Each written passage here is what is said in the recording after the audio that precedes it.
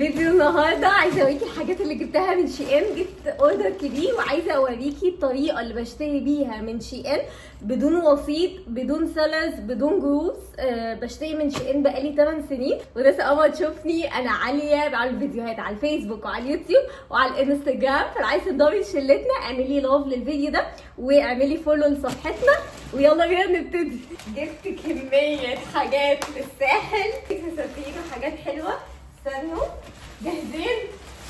بصوا يا بنات، دي الحاجات اللي انا جبتها. طريقه الشراء سهله جدا. انا من اول ما شي ان ده ابتدى، الناس متابعاني من زمان، انا اللي بشتري لنفسي مش عن طريق وسيط. بعمل ايه؟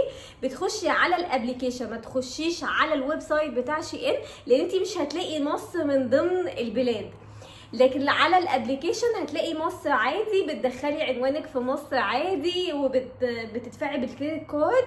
بعد بالظبط 10 ايام او 12 يوم بتلاقي حد بيخبط على باب بيتك الدليفري وبيديكي الاوردر، مش بتروحي في حته ولا بتتبهدلي ولا الكلام ده، وبيقولك مثلا الاوردر ده عليه كذا. نيجي بقى للسؤال الاهم، ان يا عاليه دفعتي شحن وجمارك قد ايه؟ مفيش فيه رقم ثابت، ولكن هو بيبقى على حسب الوزن او كده، بس انا ممكن اقول لك رينج. يعني مثلا الاوردر ده اللي هو دول 18 قطعه اللي هم كل دول، لما الراجل جالي شحن وجمارك وكل حاجه دفعت 3800. 3800 رقم انا معاكم، بس بالنسبه ل 18 قطعه فتمام، ميك سنس. انت ممكن مثلا تطلبي 10 قطع مثلا بس او 7 قطع، هتلاقي انه المبلغ المطلوب منك اقل بكتير. فيرست امبريشن معاكم.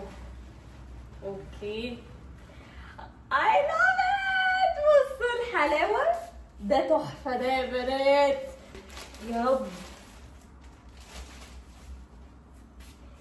حلو، واو واو خطير خطير خطير.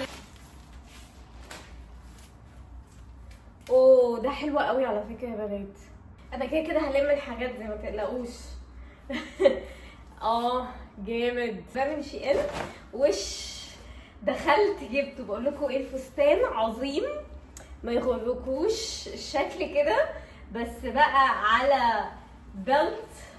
ده اللي هو كتف وكتف. بصوا يا بنات، هو بيبقى كده والكتف بتاعه من هنا كده.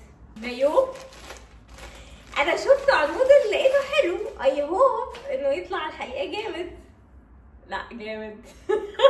جامد يا بنات. بصوا هو بيبقى كده حلو،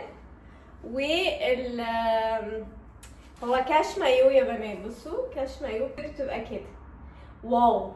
بقول لكم عليها دي، استنوا كمان، دي الورده يا بنات. عارفين لما بتبقي في الساحل فبتبقي اللي هو بتحطيها كده، بتبقي مثلا لابسه مايو او دريس على البيتش وبتحطيها كده، يعني فاهمه كده. ايه ده؟ كرسي. اوه حلوه قوي. اي لاف ات اي لاف ات. بصوا يا بنات تفاصيل بتاع. طيب يا بنات، دول كل السليبرز اللي جبتها. جبت ده، بصوا الماتيريال بتاعته حلوه قوي قوي. وجبت ده، بس ده ما عجبنيش صراحه يعني، بس ده عجبني عشان ده مط، وطبعا الوردات، وده حلق جديد قلت كده اما اجربه خشبي كده، وده حسيت انه هيطلع على الحقيقه حلو قوي، هيبقى لايق على مود الصيف وكده.